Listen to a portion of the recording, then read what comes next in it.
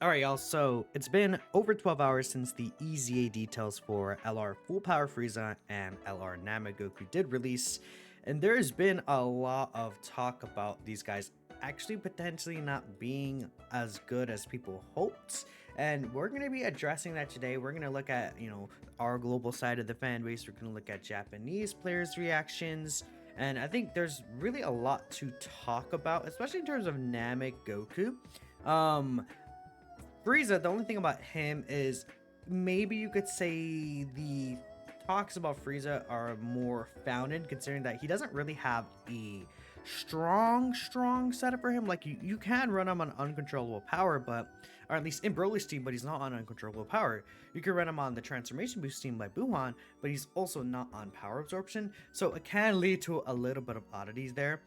And along with that, there's no like wicked bloodline, like really good linking partner right now for this guy, so he's kind of in a weird spot. But again, we'll be just kind of going over everything here. So I did make a tweet here asking for y'all's thoughts on this, and we'll probably read a lot of this at the end of the video. But we're gonna look at some of the other reactions for I think the JP players first, just because that's a side of the community that we don't usually like kind of like focus on too much. I do like bringing them up just because it's interesting to see, they have different, I guess, not values, but like different like expectations for characters in a lot of times, and they've actually been quite unhappy with these two EZAs. I mean, again, oh yeah, the global version did actually end up posting this. Shout out to global, I guess. So here is this right here. So it's not like I'm hoping for something ridiculous like break the past character's limit to the same extent as the 10th anniversary. It's really difficult to make the ultimate character who's a first anniversary commemorative character or the festival limited LR stronger than the Buhan, or at least on equal level. So they're talking about how this EZA and Buhan they think is better than Namagoku and Full Power Frieza, and they think EZA and Buhan is better than Gogeta and Janemba, which I think I understand why they were being upset about that. I mean, I could honestly very easily see Buhan being a stronger character than these two, right? Buhan is just very crazy. I don't know if I honestly, at this point, I feel like they made this guy too strong as a mistake almost. I really do think that they didn't think that this guy would be as good as he is. And to me, honestly, so many times it feels like Dokkan makes these characters, they write out the details and they see like they put like the general numbers in like a calculator, and they're like, yep, this looks good, and then they don't actually use them in game and then see how they actually perform.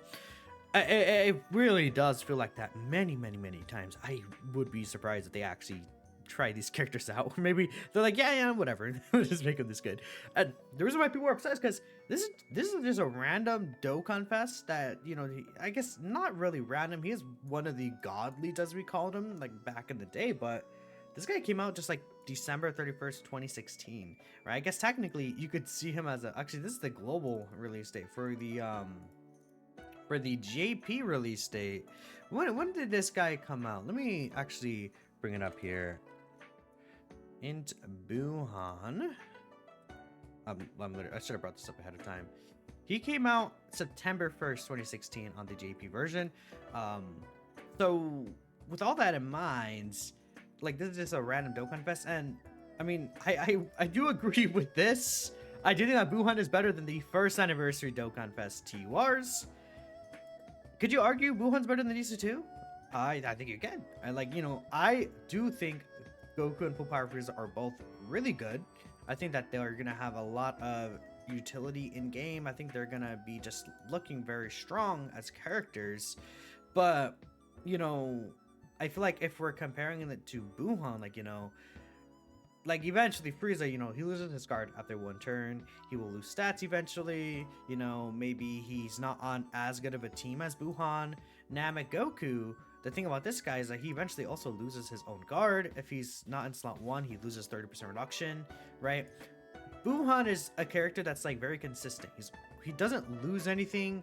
He is feeding himself raw. He's healing, like he's supporting, like he's doing a lot, and his overall stats are also like, in terms of offensive stats, Will he be doing more damage than Goku? He could be doing more damage than Goku potentially. I haven't seen the actual stats. We're actually gonna look at some calculations people post, and we'll talk about that too, because I think this feeds into the idea of, you know, like, I think this ended up being true. This could very well end up being true too. So I really do understand the upset about this if Buhan ends up really being just better than the Goku and Vegeta, right? Let's see. I'm convinced the devs not do anything. Just like not adding Vegeta to Power Band Super Saiyan and Super Saiyan 3. Would it be complaining Boo wasn't as strong as he was? I think that's another thing. I think Boo being as good as he is, if we consider that a mistake, and if he was actually like on more closer to like Gogeta, Janemba, Super Vegito, in terms of those Super EZAs, there wouldn't be as much uproar about this, right? There are plenty of super proud characters out there is worth making a fuss about. You know, and this is what I'm talking about, where it's like a lot of people may not care as much because the teams themselves, like when you actually will use these characters, it's probably going to be a lot better of a situation than, you know, a lot of people are thinking. Here's another tweet. The lineage of Infinite Rise and Dokkan Battle, which is a stacking characters. And I mean, yeah, these 4 characters definitely did not pan out too well. I feel like putting these guys next to the, like these 3 especially, and not Goku even, like this one, maybe a little disrespectful, but I haven't used it because the thing about these characters is that you could already kind of tell like that they're going to be very situational. I think these 2 are going to be way more or way less situational than before. Yeah, Ijo Bardock right there. Right, so again, you can see people are not happy about this, right? Omatu is afraid of possibility of infinite stacking. If you stop infinite stacking, then Bardock won't be in the lineage of shame. Yeah, yeah, no, I mean, you guys could see people are very unhappy about that. Now we do have some calculations here from Luke, and actually no, let's take a look at, before we take a look at that, let's take a look at the global player stats. Actually, I'm gonna switch this up. We're gonna see, I say global players, but this is more so the global player base, right? You know, at least on Twitter. Let's take a look here. Frieza's good, Goku's okay, but also LOL. Goku can get curb stumped by part 1 fights. Frieza is good and can definitely take damage part 1 fights as a slot 1. If they survive part 3, you'll be surprised.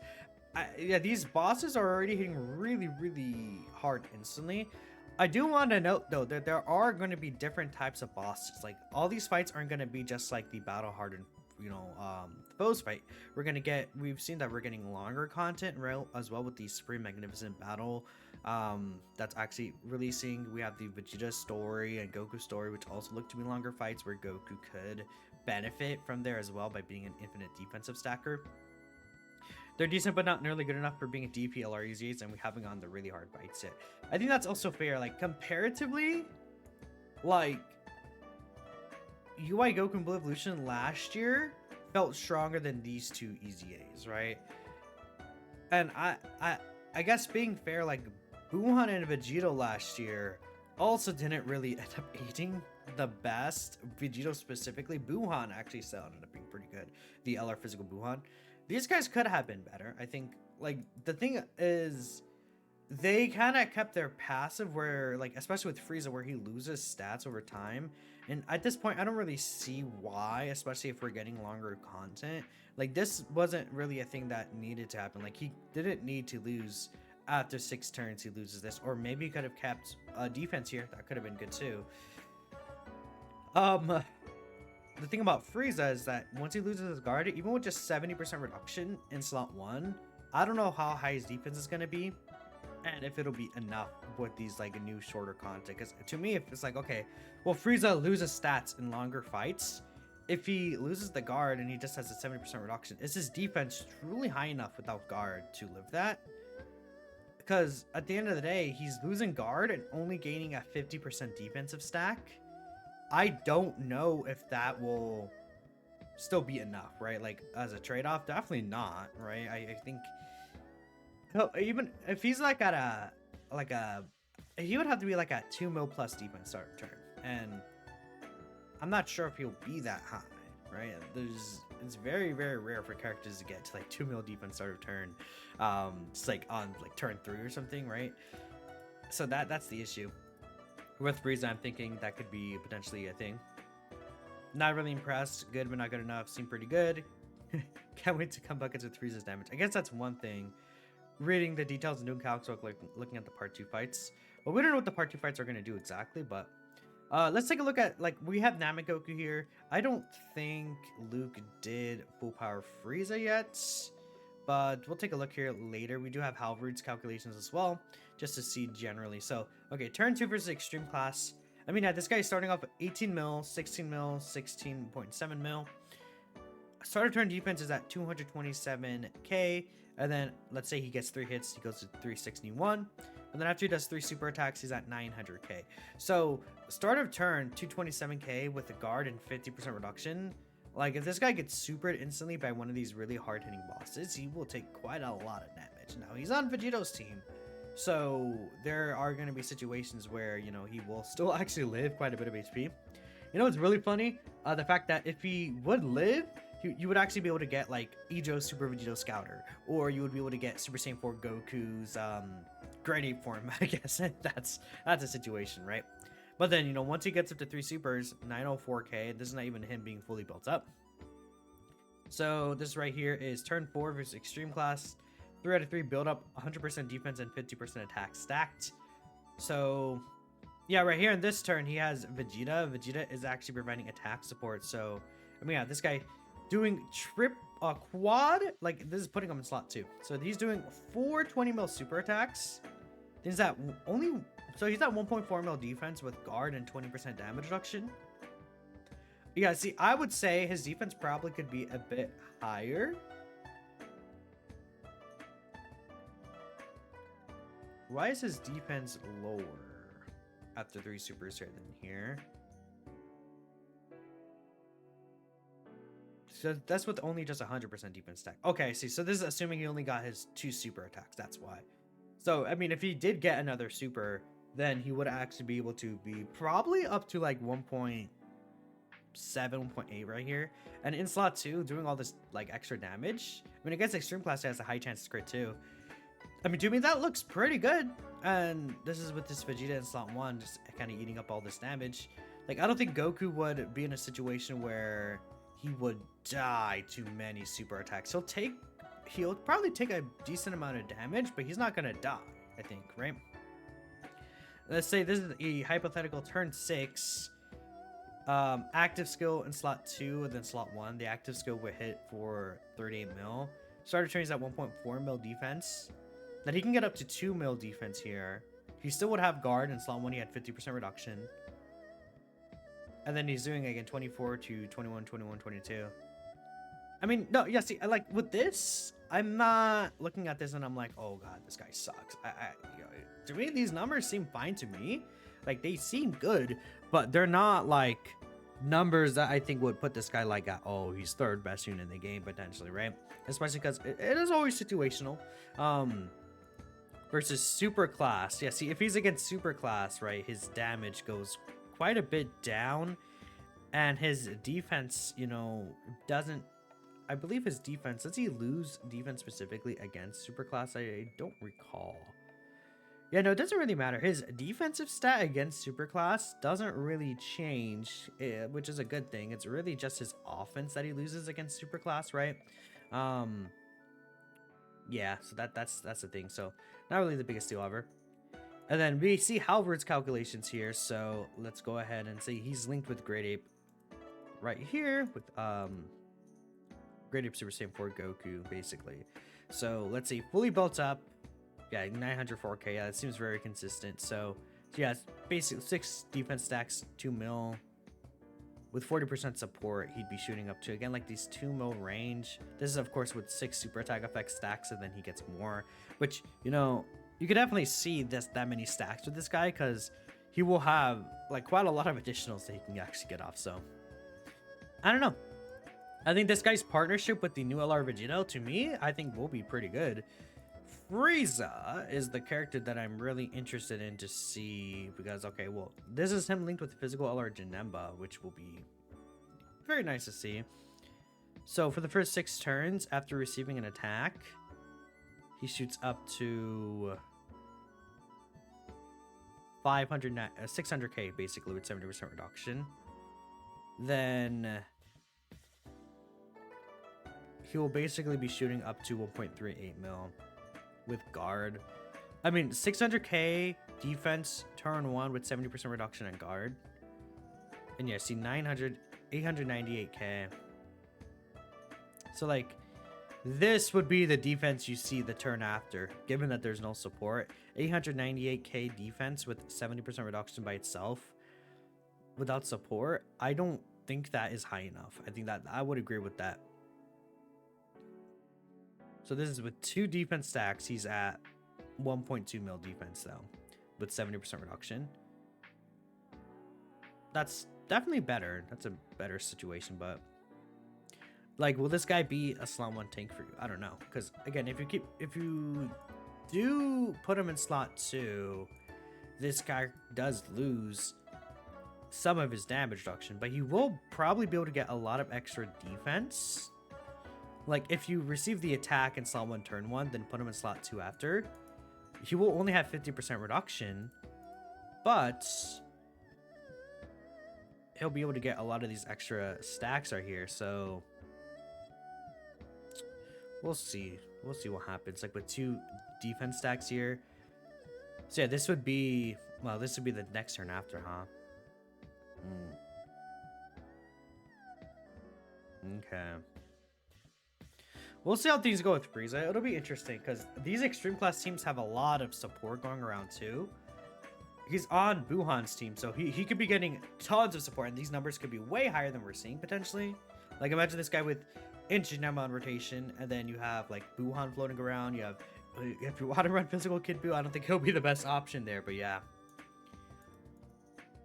One thing I do want to point out, I think the final thing is, at the end of the day, we don't know what these characters are going to actually look like in game, and I think I want to bring up AGL Super Vegito as an example.